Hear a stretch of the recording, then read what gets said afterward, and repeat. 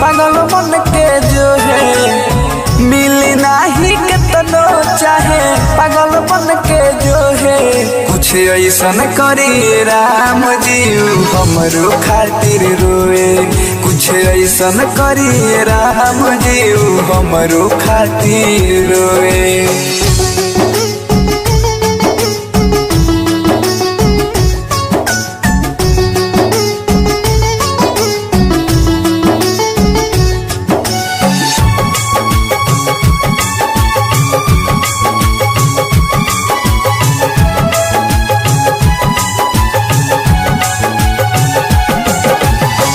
दिल टूटला के कितना दर्द होला बुझ जाओ इतना रोआ दी दोनों अखिया पर सूझ जाओ।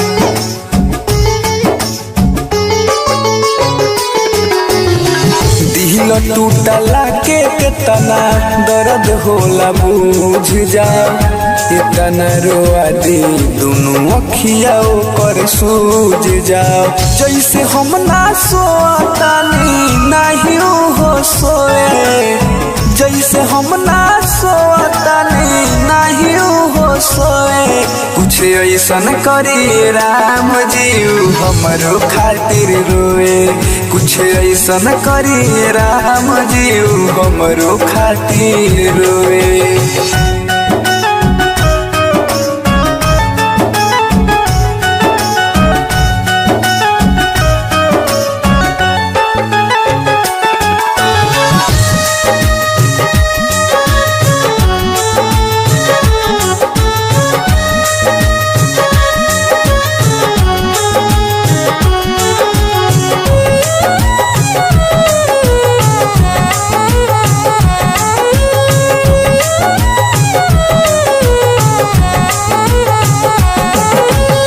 नींद नहीं आवे अखिया रहे हरदम जागल हो रोत रोत हमरा खाती हो जाओ हो पागल हो।